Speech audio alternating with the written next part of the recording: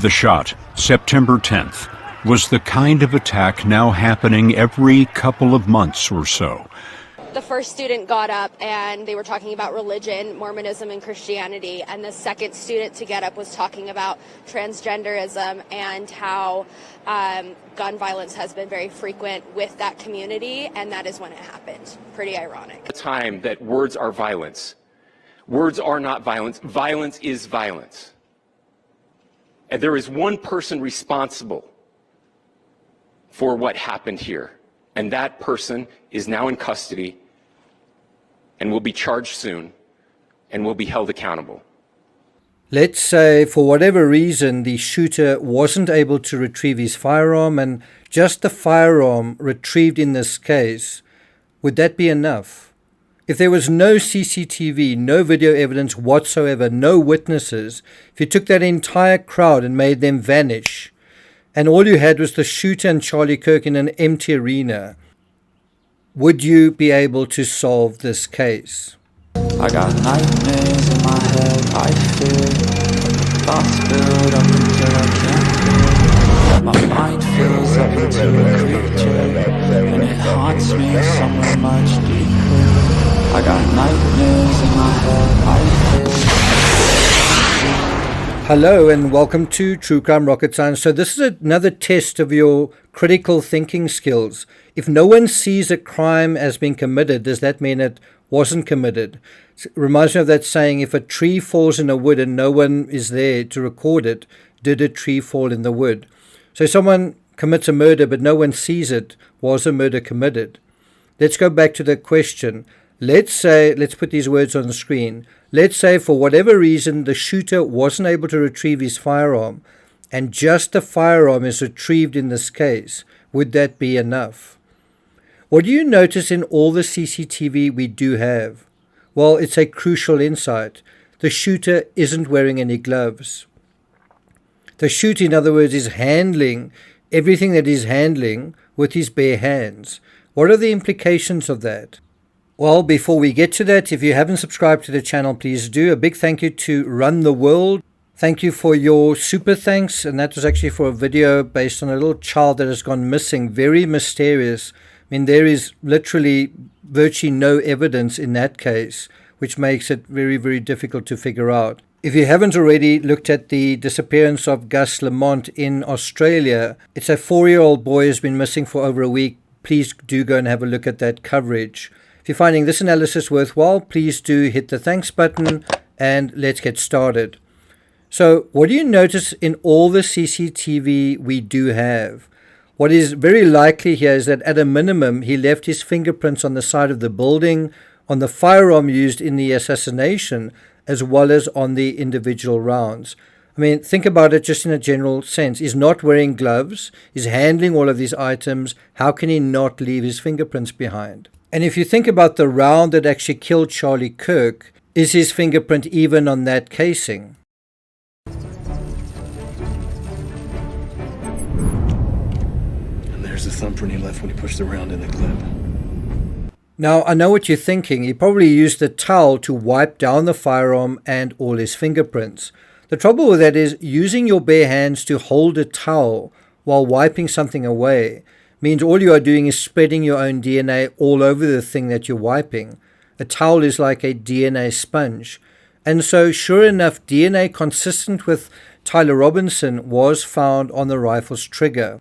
That's pretty compelling evidence. Now, again, think about this in a vacuum. You have a murder victim, you have a firearm found nearby, and you find DNA or fingerprints or something like that on that firearm. What is the likelihood that firearm found in the area is, number one, the murder weapon, and the person who fired it is the murderer? Officials say a palm print and forearm imprints were also discovered and that forensic evidence was being processed in federal and state laboratories. That's so much evidence. A palm print as well, and forearm imprints, that's both of them.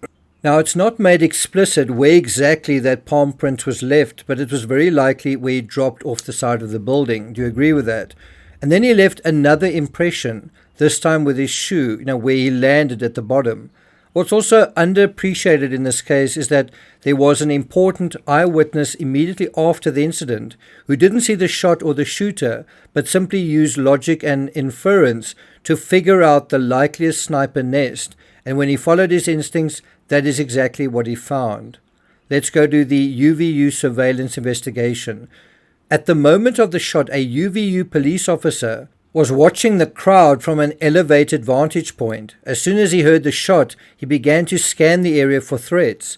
Believing the shot came from a rifle because of its sound, he looked for potential sniper positions.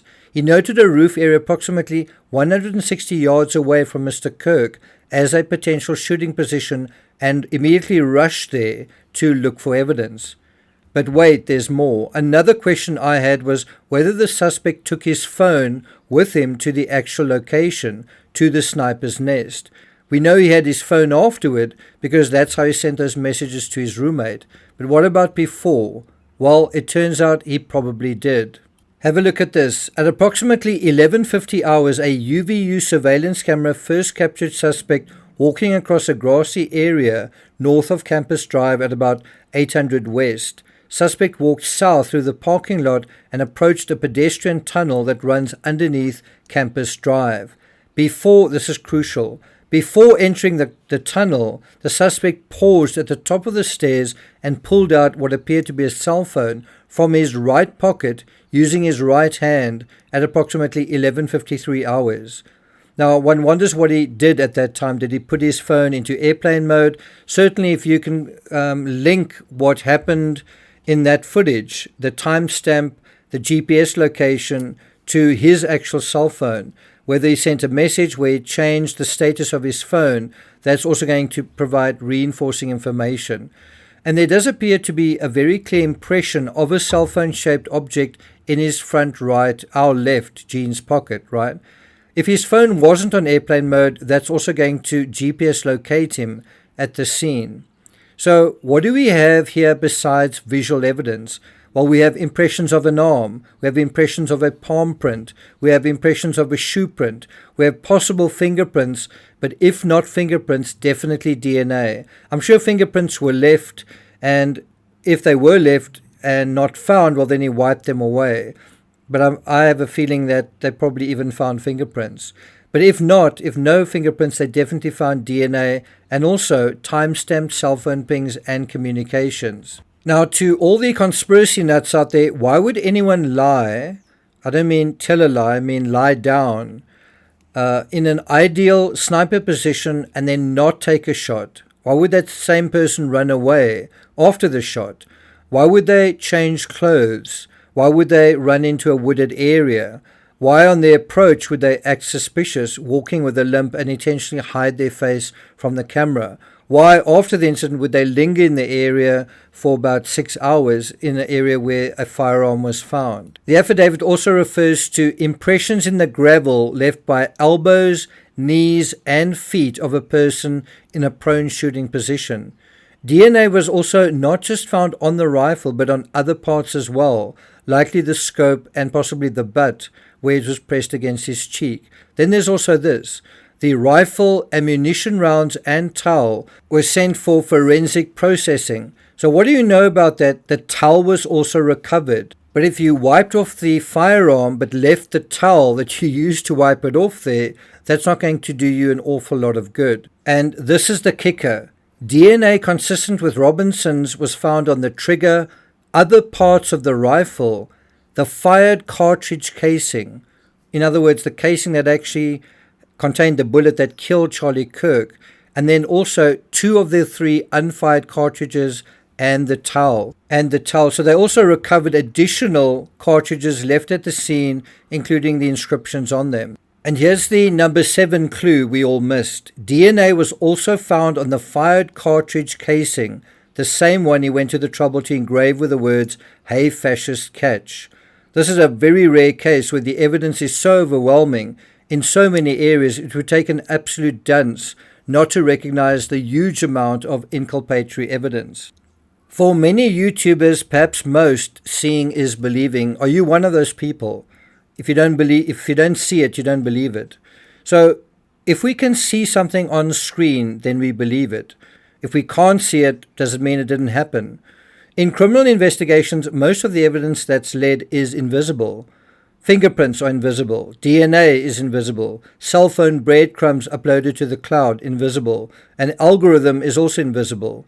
In the same way many people believe in a God you can't see, you better start believing in evidence and facts that are there too. They're there without a shadow of a doubt. You can't see them, but it's there.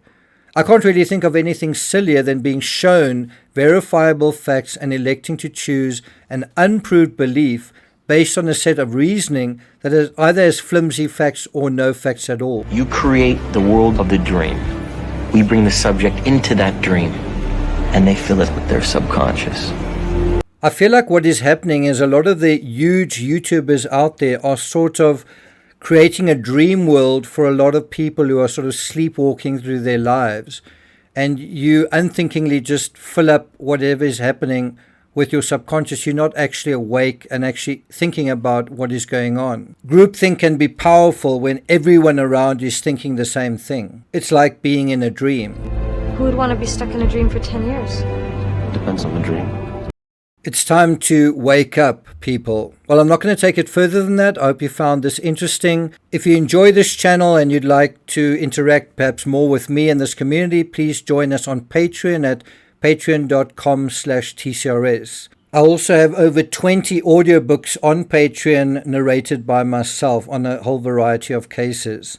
Anyway, thanks a lot for listening. Take care, and I'll see you guys next time.